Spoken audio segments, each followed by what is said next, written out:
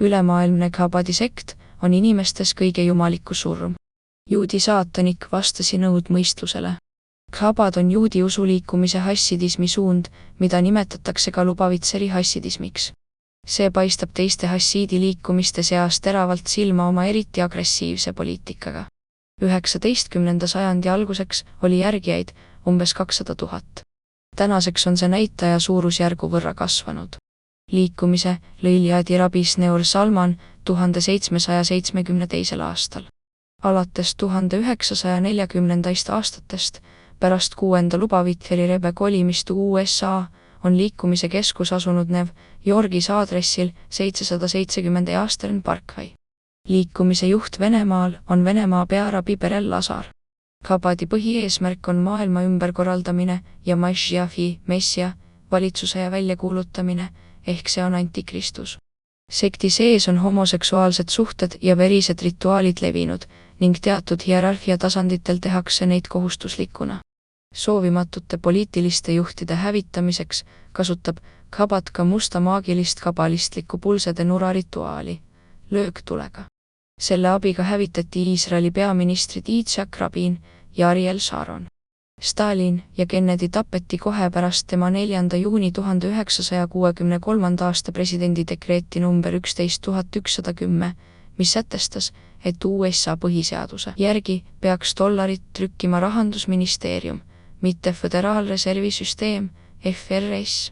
Eduard Kodos, see ei ole mingi sekt, need on inimesed, kes kontrollivad maailma juhtivate riikide valitsusjuhte ja kohtuvad nendega sageli.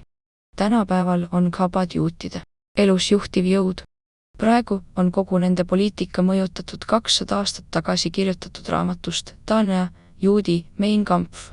Selle olemus, juudi hinged on jumalikud, teised on loomset päritolu.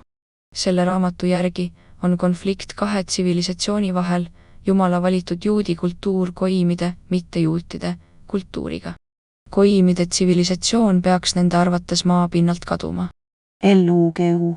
Chabadi sekt tekkis 18. sajandil Smolenski oblastis Ljubavitši linnas Lubavitseri hassiidide seas.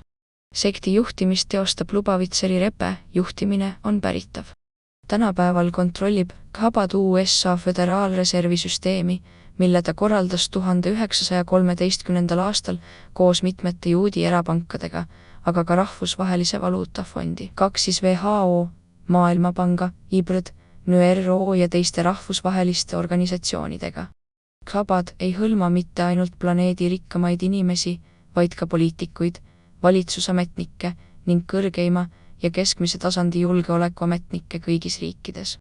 Seega oli sekti liige rabi doktor Naftali Berg, suri 1994, keda Chabadnik nimetas meie superrelvaks, Chabadi uhkuseks, USA kaitseministeeriumi teadusuuringute osakonna direktor, kes on ka Pentagoni mõttekoda, HARP-süsteemi arendaja, mis on võimas geofüüsikaliste ja psühhotrooniliste relvade kompleks.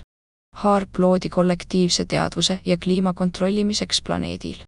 Chabad, olles kõigi maailmasõdade ja finantskriiside autor, liigutab maailma uue maailmakorra poole, mille plaan oli kunagi välja toodud Zion vanemate protokollides. Saabuv finantskriis on selgelt välja öeldud stsenaarium, üks neist, mis tuleb maailma ümberkorraldamise käigus realiseerida. Oktoobris-novembris 1991 tegid nad järgmise otsuse. 1.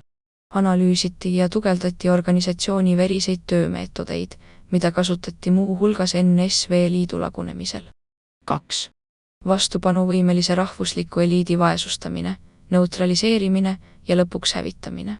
Nende globaalsete transformatsioonide kontekstis on Venemaa eliit hukule määratud, sest ta ei sobitu uude maailmakorda, ideoloogilistel ja religioossetel alustel ülalt moodustatavasse rahvahääletusse. 3.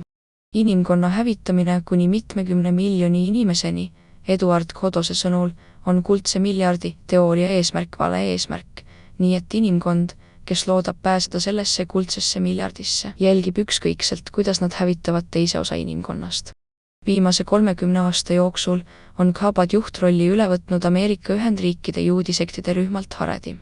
USA Georgia osariigis lasti hiljuti õhku tahvelarvutid, mis räägivad vajadusest jätta maale alla 500 miljoni inimese. Seejärel suurendati seda arvu 1 miljardini, millest 100 miljonit moodustab eliit, ülejäänud teenivad orjad. Hull Billy pole suure tõenäosusega enam inimene ise, vaid android, kes täidab oma satanistidest isandate veriseid korraldusi, täpselt nagu Schwab ja sarnased skisoidid meie ühiskonna tipus. Jahabadi juht Menachem Mendel Schleerson teatas eesmärkidest ja plaanidest. Slaavlaste ja venelaste hävitamine, Khazarja Venemaa ja Ukraina osade hõivamine, Iisraeli likvideerimine.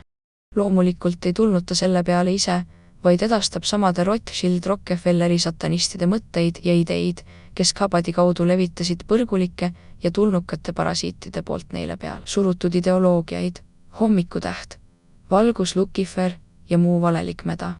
Eduard Kodos uskus kunagi, et 2008. aasta ülemaailmse finantskriisi algusest saadik hävib inimkond 10 aasta jooksul. Ajaraam aga pikenes mõne inimkonna osa Epifaania alguse ja muude võimul olevate skisofreenikute poolt ettenägematute asjaolude tõttu. Teatavasti on Ukrainas Chabadi kogukonna liikmed Ukraina pearabi Moshe Asman, ärimehed Igor Kolomoiski, Vadim Rabinovitš, Gennadi Bogoljubov, Viktor Pinčik, Aleksandr Feldman, riigipresident Vladimir Zelenski ja kogu tema lähiringkond. Eduard Kodos nimetab privatpanki Chabadi pangaks. Dnepropetrovskis, mille Ukraina juudid kuulutasid Ukraina juutide pealinnaks, ehitati privatpanki asutajate Igor Kolomoiski ja Gennadi Bogoljubovi raha eest maailma suurim juudi keskus Menorah, mille pindala on 36 000 m2. Projekti Messiah kurat, vabane jumalast, Devils Messia. Kunagi vabamüürlaste Bilderbergi klubi liige, suurärimees Lindsay Williams teatas, tutvustatakse projekti Tavil me peame vabanema Jumala mõistest, et avada tee uuele maailmakorrale. Ta lisas, et projekt kurat tähendab absoluutselt kõige täielikku moonutamist kõigi maa rahvaste elus, sest muidu pole võimalik ühtegi tõeliselt teadlikku inimest saatana õiglust uskuma sundida. Niisiis, nüüd teame, miks homoseksuaalsus, abort, eutanaasia, pornograafia, hooramood, hedonism, kõrged tõusud ja musta maagia okultsed rituaalid on inimkonnale vägisi peale surutud, seda kõike antikristuse tulekuks valmistudes. Samal ajal nõuavad illuminaadid ühe maailma religiooni loomist ja rahvuslik kirikute nõukogu ehk kirikute maailmanõukogu, mida rahastavad vabamüürlaste organisatsioonid, Rockefelleri, Carnegie, Fordi, Katesi ja nii edasi fondid, propageerib valeoikumeeniat, liikumist ülemaailmse kristlaste ühendamise nimel. Nii on USA ja mõnes teises riigis vastu võetud resolutsioone, millega kohalikule politseile antakse õigus kiriku lukku panna, kui kohalike kirikute pastorite peale esitatakse kas või üks kaebus homoseksuaalsuse vastu sõnavõttude pärast. Seega kuulutavad satanistid seadusi ja määrusi, mis võivad sulgeda iga kiriku ilma igasuguste juriidiliste protseduurideta, nagu see Hiinas juba toimub. Uue korra kehtestamiseks peab meil olema oma riiklik meedia. Chabadnikute moto. Ja see relv neil juba on. Variorganisatsioonide poolt kokku ostetud infokorporatsioonid hävitavad teadlikult kollektiivset mõistust, levitavad hirme ja suruvad peale zombitelevisiooni infoküsitlusi. On ilmne, et satanistid on pikka aega kontrollinud kõiki maailma riike, sealhulgas Venemaad, Hiinat, Suurbritanniat ja USA, aga ka kõiki nende eesrindlasi, kes väidetavalt võitleva omavahel õigluse ja rahvaste vabaduse eest. Ja kõik nende primitiivsed väljaütlemised riikide suveräänsusest on vaid silmakirjalik ja väärtusetu bluff nüridele massidele, kes naiivselt ametlikku propagandat usuvad.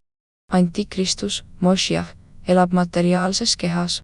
Antikristuse tulekust, kes korraldab ülemaailmse veresauna, 3. maailmasõja, et näljast, lõpututest sõdadest ja ühiskondlikest murrangutest väsinud inimesed roomaksid tema juurde ja kummarduksid, paludes tal saada nende maailma valitsejaks, olles varemgi. Võttis oma paremal käel ja otsmikul pitsatid, nanokiipidesse sisenedes, hoiatasid paljud vene targad, seoses sellega, et vabamüürlased on pikka aega kontrollinud absoluutselt kõigis riikides kõiki võtmepositsioone võimul, on kujunemas enneolematute mõõtmetega kriis, millega võrreldes tundub 30ndate suur majanduskriis väikese lapsena. See kriis hävitab kõigi maailma juhtivate valuutade väärtuse ning kõik majandus- ja finantssüsteemid. Selle tulemusena kukuvad kokku kõigi riikide majandused. Kõik see toob kaasa enneolematu kaose. Praegu eeldatakse, et antikristus tuleb kunstlikult organiseeritud kaose alt välja, et päästa maailm. Kui kuulete, et majanduskriis levib üle maailma, siis tea, et selle tulek on saabunud.